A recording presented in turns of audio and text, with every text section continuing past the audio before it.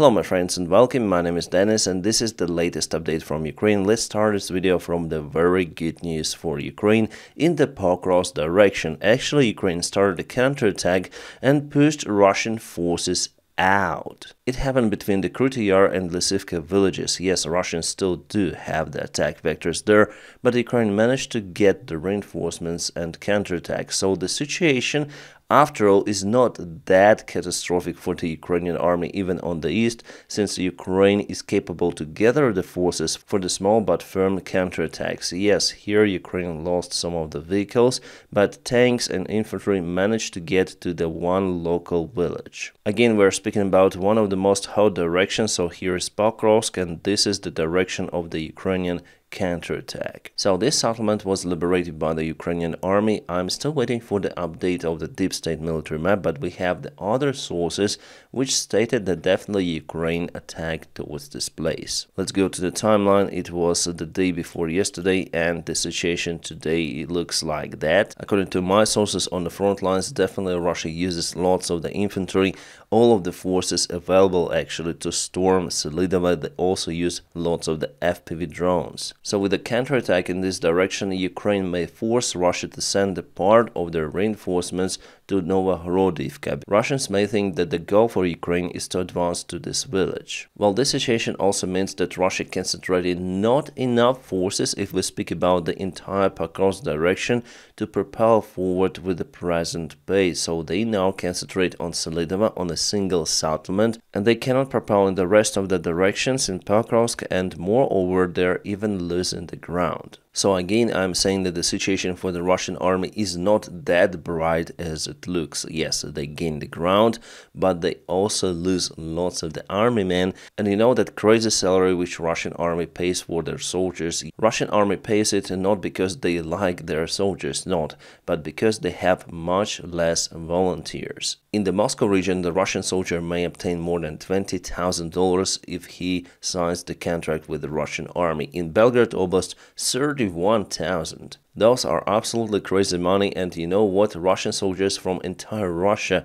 are now going to Moscow, to Belgorod. They pay themselves to register in the local apartments to obtain those funds later on.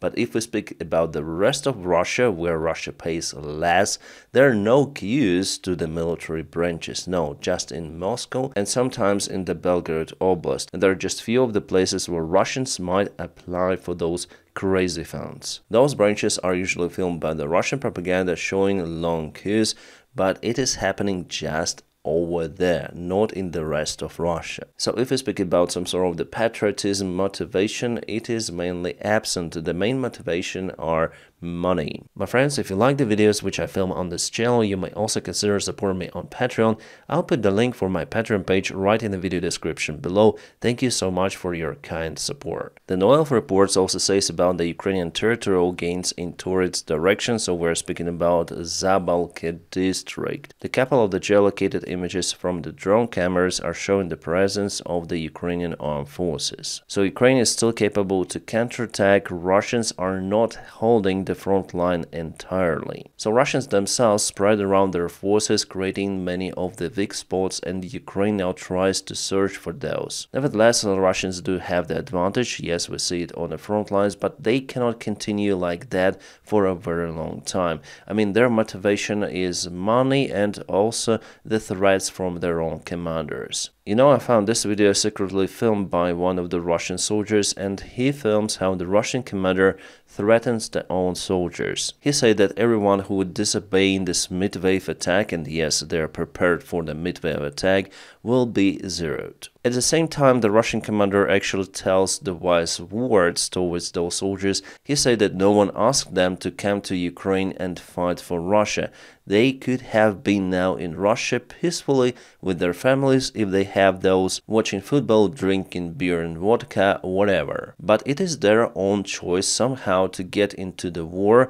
And guys, he said the reality is like that. You go on a mid-wave, and if you disobey, we're gonna zero you. So this is the harsh reality for the Russian soldiers, but again, even this commander told that they chose their destinies themselves. They're here and will be finished in a mid-wave attack. He also told them that the chances for the survival are damn low. There are also some of the Russian ex-prisoners who thought that the life for them will be better if they joined the Russian army, but the Russian commanders say that probably in the prison you would also have some of the free time right now on Friday. Some of the tea with cookie, walk around, they sleep, but they made their choice. And you know guys, I cannot share many of the combat images because Russians are mostly using their infantry for the assaults, and those images are not so good for the censorship of this platform. That's why I have my Telegram channel, so you are welcome to join it. It's for free, you don't need to pay, but there I share more of the videos, photos, and basically information about Ukrainian topic.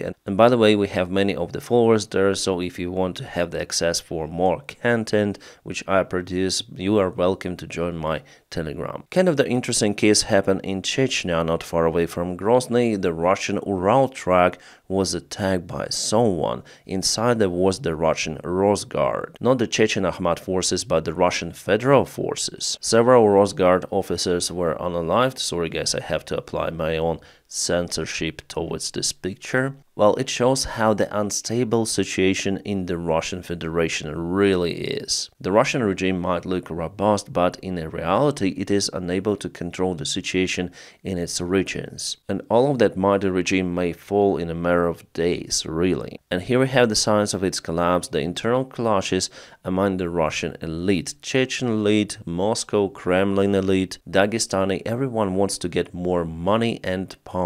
This case, the Wildberries case, the clashes inside the Russian prisons, the attack on the Crocus Hall, Prigozhin's march to Moscow, everything of that shows that Russia is definitely unstable. Well, actually guys, the main reason for Putin to attack Ukraine was to keep the power longer. Remember how Russians occupied Crimea? Well, the rating of Putin by that time was a record 85%. Russians are brainwashed by the Soviet propaganda, by the Russian propaganda itself, so they're sick of this chauvinist virus, and they're really happy that they get more of the ground. It's the philosophy of the old school empires. But Russia is probably the only old school empire that exists right now. So Putin thought that Ukrainians will welcome him with the flowers, and he started the war back in 2022, but it didn't go according to the plan. And now it turns out that it creates more problems for Putin. Yeah, the long-term war is not good for Ukraine either, but for Russia it could be absolutely devastating. You see that with the only strike on the Kursk Oblast, how many features of Akhmat, for example, were uncovered, and Davydov together with his Chechen battalion is accused of betraying and leaving their positions,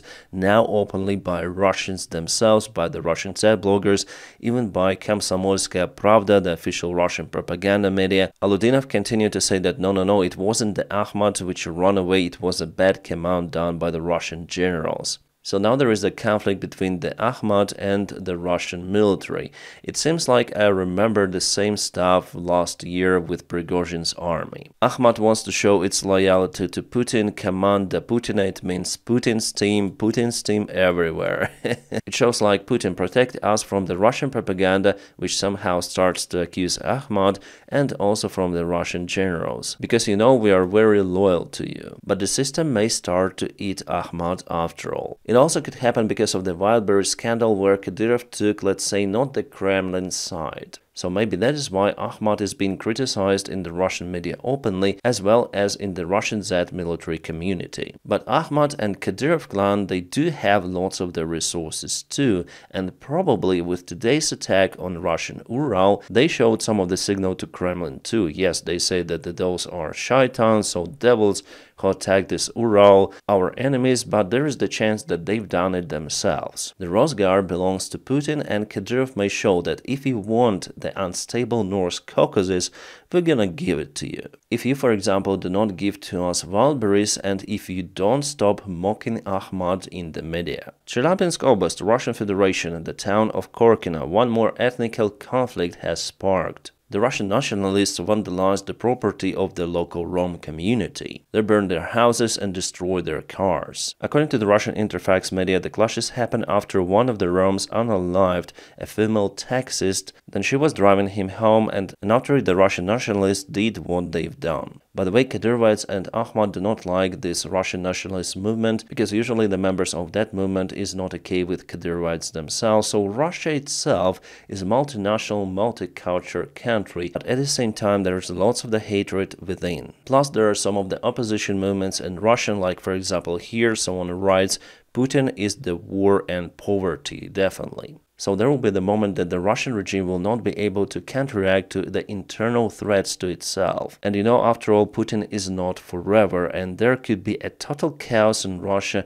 after he resigns or kaput. I'm sure that Putin will be accused of everything. The main idea for Ukraine is to hold on till that moment, and after it, Ukraine has the chance to regain the territories back. Unfortunately, now Ukraine doesn't have the resources to liberate its territories in a military way, but Ukraine may gain the territories back if Russian regimes start to collapse. And judging on what I see is happening in Russia, it is imminent. Right guys, now let's return to the military map review and to Nova Ivanovka because we have some of the good news from the place.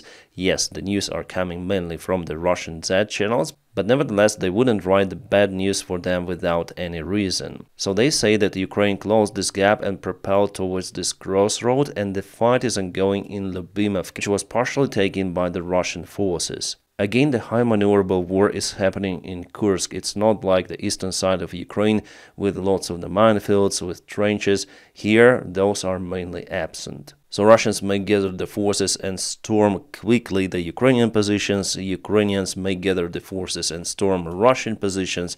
Everything might change in a matter of hours. That is why we don't have the military map update, because it's really hard to judge on the current situation happening. But again, Russians say that Ukraine established the control for now, for this hour, over this crossroad. But Russians themselves confirmed the loss of the entire convoy during this storming attempt, so it is gone. And they blame again the Russian commanders, the Russian generals, who went in this straightforward attack towards the Ukrainian positions without the previous drone surveillance done. The Ukrainian forces understood that Russia is preparing the attack and they stormed it with artillery and drones, so Russia lost lots of the equipment in this road of death. To some of the political news, there is the BRICS summit now in Russia, and Putin gave the press conference saying that 2,000 of the Ukrainian troops are now being blocked in the Kursk region, which is absolute bullshit. Well, I would say that the intention for the Russian army was to block the Ukrainian forces in the northern region of this entire front line. It didn't work, but probably Putin was given with the information that the attack was successful and the Ukrainian forces are now being trapped. About the possible use of the North Korean soldiers in the war against Ukraine, Putin said that yes, the West has the satellite images and probably they might show something. So he didn't say no, and also added that there is the agreement between North Korea and Russia of how to use the common forces to protect their countries. The Ukrainian side says that the North Korean soldiers will take part in the war against Ukraine very soon, at the very end of this month. It might also happen in the Kursk region. About the head of the United Nations, Antonio Guterres, he definitely attended the BRICS summit. What an ugly photo here. If there is the nomination for the prostitute of the year, Guterres would absolutely nail it. Yeah, Guterres is a known friend of the dictators. Lukashenko said that if someone tries to unite Belarus with Russia, it's gonna be a big war. But in fact, Belarus is already united with Russia. It has just limited sovereignty on the paper, and only because there are also interests of China. The president of Turkey, Recep Tayyip Erdogan, says that he saw the intentions, the true intentions of Vladimir Putin to cease the fire and finish the war. Well, I would say that the ceasefire is kind of profitable for Putin at this time, because Ukraine is not in a strong position, Ukraine is in lack of the resources, and if the war is over at the current stage, Ukraine will go into the crisis. Well, first of all, Ukraine would have to support its own economy. It would be very hard to do with all of those devastations down to the energy sector. Also, Ukraine on its own will not be able to support its army deployed in the east, so obviously there will be the demobilization. Our allies would also seize the military support of Ukraine, because why should you have it if you have the peace with Russia? Also, there will be the internal political crisis reinforced by the Russian propaganda and and the Russian spy influencers. Plus, without the NATO membership, without security guarantees, Russia 100% will attack Ukraine in that case. So I would say that the next year is the decisive one, and everything also depends on who will be elected in the United States of America. And you know, the Wall Street Journal comes out with an article saying that Elon Musk was in constant contact with Putin. Putin asked Elon Musk not to open the Starlink coverage over Taiwan. So we see the unity among dictators between Russia, China, North Korea, Iran, and they have their own influence even in the vast wide transnational billionaires, who actually do not care about the national security of the United States. Right guys, as for the Ukrainian front lines, Russia moved near to Nevsky, so it was yesterday, and this is the new update. They didn't propel that fast. We have just received the information about the real frontline border. At the front line, I believe that Russia controls this entire region down to this river. So if you check out the Russian territorial gains for a couple of years, they've took Bakhmut and the region nearby, and they've took Avdiivka and assaulted towards Pokrovsk, so to those areas. They also took some part of the Kharkiv region on the north and over here, but kind of small relative to this territory. And Russia wasted lots of their forces for those couple of years, so if they continue with the present pace, they would have to announce absolutely 100% a new massive mobilization in Russia, which Putin doesn't want to do because it is the unpopular move. It was unpopular in 2022 and will be even more in 2025. So even with those territorial gains, Russians are not solving the issue. That is why now they intensify the work behind the curtains, using their spies, influencers, money to bribe politicians. They want to influence the public opinion via the X platform. They create this propaganda anti-Ukrainian wave. So my goal here, guys, is to counteract that propaganda as well. Luckily, I still have this platform on YouTube. So guys, I'm gonna keep you updated, and now please don't forget to press your huge like to this video. By doing so, you help me a lot, and as usual, I wish you all a peaceful sky wherever you are, and have a great time.